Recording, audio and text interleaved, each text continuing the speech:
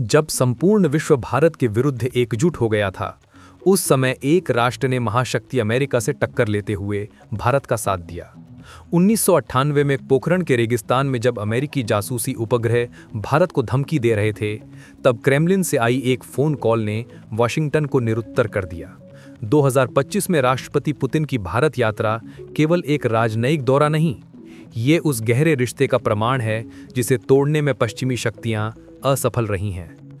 America के इतिहास में जो कोई नहीं कर सका, वो भारत के एक सच्चे मित्र ने 1998 में कर दिखाया। परमाणु प्रतिबंधों को धूल में मिला दिया। अंतर्राष्ट्रीय राजनीति का सच।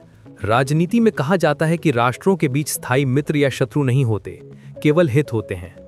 लेकिन इतिहास में एक ऐसा अध्याय है जिसने इस मान्यता को गलत साबित किया। जब 2025 में राष्ट्रपति पुतिन भारतीय भूमि पर पदार्पण करेंगे, तो पश्चिमी मीडिया की बेचैनी स्वाभाविक है। अमेरिका में राष्ट्रपति ट्रंप की पुनः वापसी हो चुकी है, यूरोप अपनी समस्याओं में उलझा है, और इस नाजुक समय में भारत रूस की ये साझेदारी विश्व को महत्वपूर्ण संदेश दे रही है। क्या ये केवल रक्षा सौदे हैं? क्या ये केवल हथियारों के सौदे या तेल व्यापार के लिए है? बिल्कुल नहीं। इस मित्रता की नींव 27 वर्ष पूर्व एक ऐसी रात में रखी गई जब भारत का अस्तित्व दांव पर था। जब भारत ने अपनी शक्ति प्रदर्शित करने के लिए धरती में विस्फोट किया, तब विश्व की महाशक्ति अमेरिका भारत पर टूट पड़ी थी। हमें आर्थिक रूप से कमजोर करने का षड्यंत्र रचा गया। हमें अलग थलग करने का प्रयास किया गया। जब हमारे अपने साथी भी दूर हो गए, तब एक पुराने मित्र ने वो किया जिसका ऋण भारत शायद कभी नहीं चुका सकता। 1998 पोखरण का वो ऐतिहासिक दिन जब भारत ने इतिहास रचा। 11 मई 1998 राजस्थान के तपते पोखरण रेगिस्तान में तापमान 45 डिग्री से अधिक था। वैज्ञानिकों के माथे पर पसीना गर्मी का नहीं, बल्कि उस महत्वपूर्ण मिशन का था। अमेरिकी खुफिया एजेंसी CIA के जासूसी उपग्रह लगातार भारत पर नजर रखे हुए थे। अमेरिका नहीं चाहता था कि भारत परमाणु शक्ति बने। वे चाहते थे कि परमाणु हथियारों का नियंत्रण केवल 5 बड़े राष्ट्रों अमेरिका, रूस, चीन, ब्रिटेन और फ्रांस के पास रहे। लेकिन डॉक्टर APJ अब्दुल कलाम और उनकी टीम ने अमेरिकी निगरानी को चकमा देते हुए ये कार्य पूरा किया। जब धरती कांपी तो ये घोषणा हो गई कि भारत अब परमाणु शक्ति संपन्न राष्ट्र बन चुका है। प्रधानमंत्री वाजपेयी ने गर्व से विश्व के समक्ष ये उद्घोषणा की।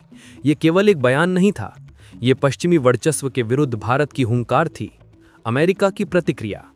जब ये समाचार व्हाइट हाउस पहुंचा, राष्ट्रपति क्लिंटन क्रोधित हो गए। उन्हें विश्वास नहीं हो रहा था कि अरबों डॉलर की खुफिया एजेंसी को इसकी भनक तक नहीं लगी। तुरंत भारत पर कठोर आर्थिक प्रतिबंध लगाए गए। अमेरिका का उद्देश्य स्पष्ट था, भारत की अर्थव्यवस्था को तोड़ना, हमें घुटनों पर लाना, माफी मांगने पर विवश करना। जब विश्व भारत के विरुद्ध खड़ा हुआ, अमेरिका की घोषणा के बाद उसके सहयोगी राष्ट्र भी भारत के खिलाफ हो गए।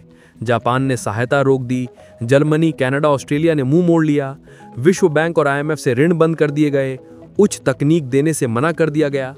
अमेरिका की योजना थी कि भारत में महंगाई इतनी बढ़ जाए कि हम स्वयं अपने परमाणु हथियार नष्ट करने के लिए विवश हो जाएं।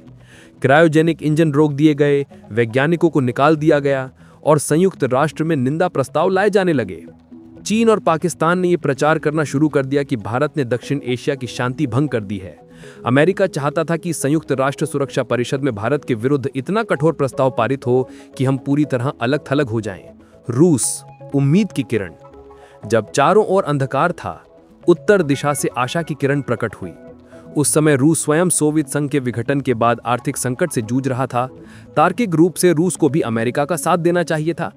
अमेरिका ने रूस पर भारी दबाव डाला कि वो भारत का समर्थन छोड़ दे, लेकिन मॉस्को ने वो निर्णय लिया जिसने इतिहास बदल दिया। रूसी नेतृत्व ने स्पष्ट कर दिया कि चाहे कुछ भी हो, वो भारत को संकट में नहीं छोड़ेंगे। जब संयुक्त राष्ट्र में भारत के विरुद्ध प्रस्ताव लाए जा रहे थे, तो रूस दीवार बनकर खड़ा हो गया। रूस ने स्पष्ट शब्दों में कहा कि भारत की सुरक्षा चिंताएं वैध हैं। एक तरफ अमेरिका धमकी दे रहा था कि रूस को ऋण नहीं मिलेगा, लेकिन रूस ने परवाह नहीं की। रूस ने न केवल राजनयिक स्तर पर भारत को बचाया, बल्कि अमेरिकी प्रतिबंधों के बावजूद हथियारों की आपूर्ति जारी रखी। वीटो की शक्ति। कहा जाता है कि रूस ने संकेत दिया था कि यदि भारत पर अत्यधिक कठोर प्रतिबंध लगाए गए, तो वो अपनी वीटो शक्ति का उपयोग कर सकता है। वीटो का भय ही पर्याप्त था। अमेरिका समझ गया कि वो भारत को पूरी तरह नहीं कुचल सकता, क्योंकि रूस भारत के साथ खड़ा है। इस समर्थन ने भारत को वो स्थान दिया जिसकी हमें सख्त जरूरत थी। इसी विश्वास के बल पर प्रधानमंत्री वाजपेयी ने विश्व से कहा कि हम नहीं झुकेंगे। दोस्ती जो गहराती गई। कारगिल युद्ध में साथ 1999 में कारगिल युद्ध के दौरान भी जब पाकिस्तान ने विश्वासघात किया तो रूस ने बिना शर्त भारत को गोला बारूद और आवश्यक जानकारी प्रदान की। अमेरिका पाकिस्तान को F-16 दे रहा था और हमें शांति का उपदेश दे रहा था। ब्रह्मोस तकनीकी साझेदारी का प्रतीक। विश्व में कोई भी देश अपनी श्रेष्ठ मिसाइल तकनीक साझा नहीं करता। अमेरिका अपने निकटतम सहयोगी ब्रिटेन को भी पूर्ण तकनीक नहीं देता, लेकिन रूस ने भारत के साथ मिलकर ब्रह्मोस बनाई, मास्कोवा और ब्रह्मपुत्र नदियों के नाम पर। आज ये विश्व की सबसे खतरनाक क्रूज मिसाइल है, जिससे चीन भी भयभीत रहता है। अन्य रक्षा सहयोग। रूस ने भारत को परमाणु पनडुब्बी लीज पर दी, S-400 वायु रक्षा प्रणाली दी, सुखोई और मिग लड़ाकू विमान दिए।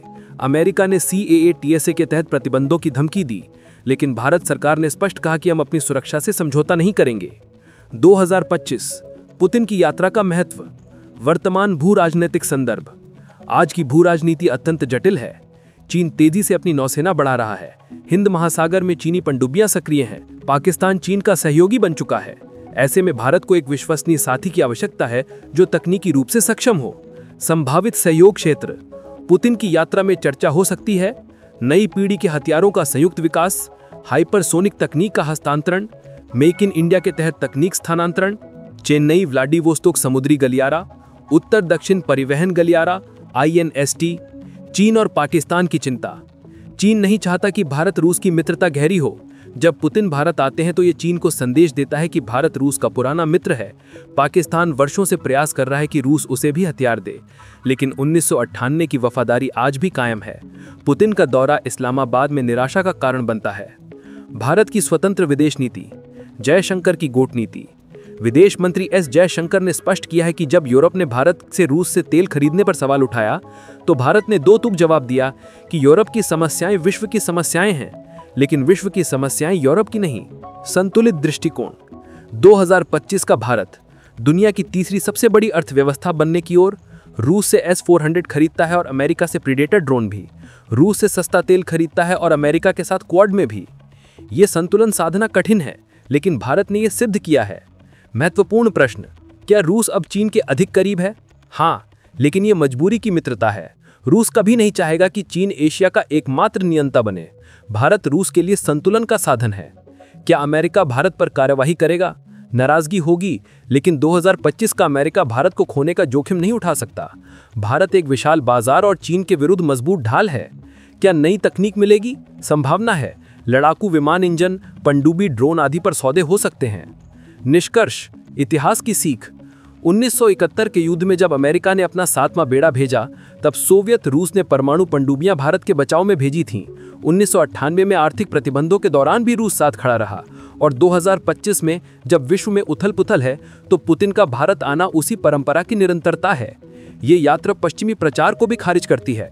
जब विश्व के सबसे बड़े लोकतंत्र का नेता पुतिन का स्वागत करता है तो ये दिखाता है कि पश्चिम की परिभाषा ही विश्व की परिभाषा नहीं है। भविष्य की दिशा।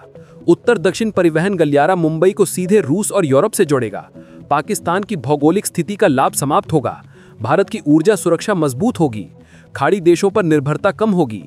आज की दुनिया में जहां हर देश केवल लाभ हानि देखता है, भारत रूस की मित्रता एक भावनात्मक संबंध भी रखती है। ये केवल नेताओं के बीच नहीं, बल्कि प्रणालियों के बीच का रिश्ता है। जब रूस कठिनाई में है तो भारत ने उसका साथ ना छोड़कर अपनी वफादारी सिद्ध की है। ये उन लोगों के लिए सबक है जो कहते हैं कि भारत को पूरी तरह अमेरिकी खेमे में चले जाना चाहिए।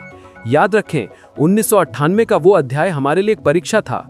उस परीक्षा में रूस सफल हुआ और तथाकथित मानव अधिकार के रक्षक असफल रहे।